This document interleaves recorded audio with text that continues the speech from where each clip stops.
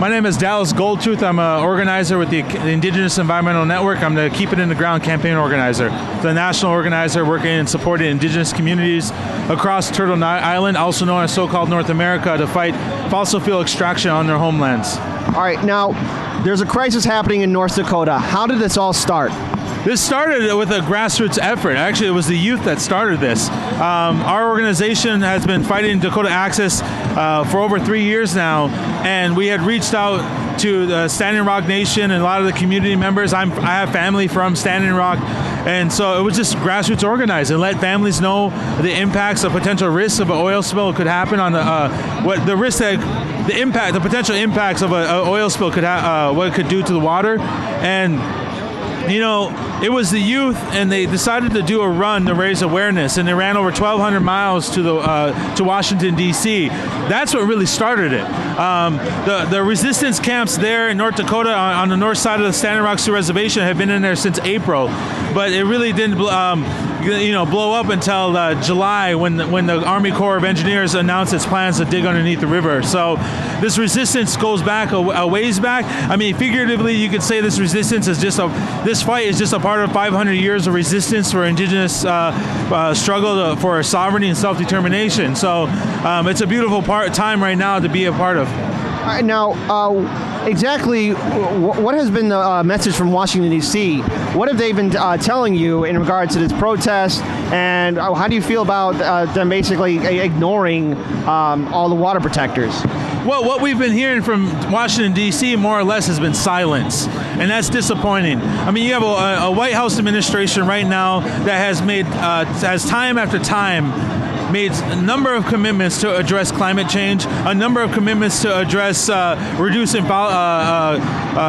greenhouse gas emissions, and you know, this is a time right now, this is a moment where they could actually take some sincere climate action to stop an oil pipeline that will be carrying over 500,000 barrels of oil per day. And the fact that we haven't heard anything is deafening for us. It's disappointing.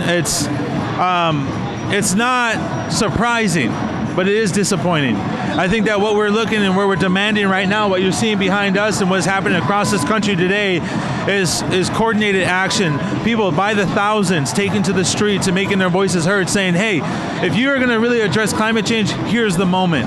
If you're going to be exiting the White House and you want any semblance of a positive climate legacy or any positive legacy in the relationship to indigenous peoples, well, here's the time to step up to the plate. Take some action right now. Stop this pipeline. Rescind the permits and order a full environmental impact statement. It's right now, we can no longer depend on 19th century technology when we have a world of 21st century technology of renewable energies ahead of us. This is the time for us as society to take a stand and say now it's time for the death of the fossil fuel industry. Now, President Obama in his early campaign in 2008 stated that he would honor the treaties with the Native American tribes. What do you want to say to his administration now that he has about 2 months left? What would you want him to do? You got 2 months left, man. I mean, we have a Trump presidency coming into office. Now it's time to piss on everything you can just to piss him off. Like, this is the chance to really make some stand and some lasting changes, you know? I think that, you know, if there's no better moment for us to really, you know, back up all the words that he stated, that the president has stated for the past 8 years, this is the time. You know, tribes are asking for it. Tribes are open arms, asking for us for the presidency to to back up what he said, and this is it. It's apparent that Washington, D.C. money in politics is affecting our democracy to where many of our elected officials are bought off predominantly by corporations and the oil industry as well. And it's apparent like you have to have money to get their attention. But only one presidential candidate, Dr. Jill Stein, stood with the people in North Dakota. If the political establishment of the DNC and RNC are unable to stand with the Native American tribes or any Americans in general, would you feel this is the rise for a new third parties to represent people and their interests?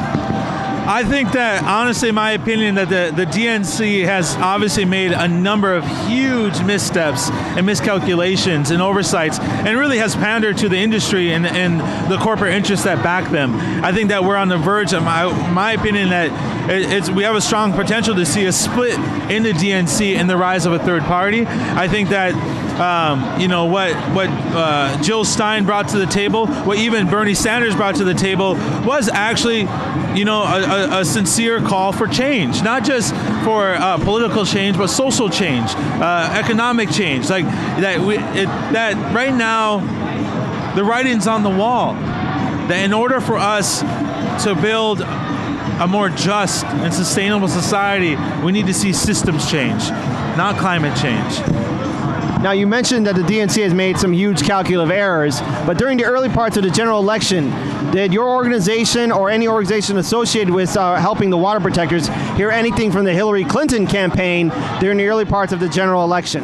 No, yeah, we didn't hear nothing from the Hillary campaign, and I think the only thing that related to the work we did hear is Hillary in a behind closed door remarks to a number of banking interests was laughing off this movement to keep fossil fuels in the ground. That was released through WikiLeaks. So it was a clear demonstration that the Hillary campaign did not take this movement to address climate change any serious. So,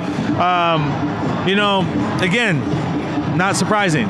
So that's the last one I'm going to do. I'm going to get back to my Okay, definitely. Let me ask you one last question, and this is for our viewers and subscribers. Final question.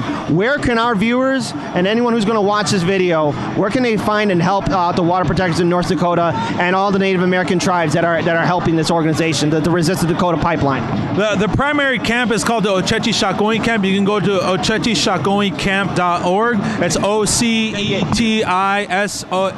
OCETISAKOWIN camp.org.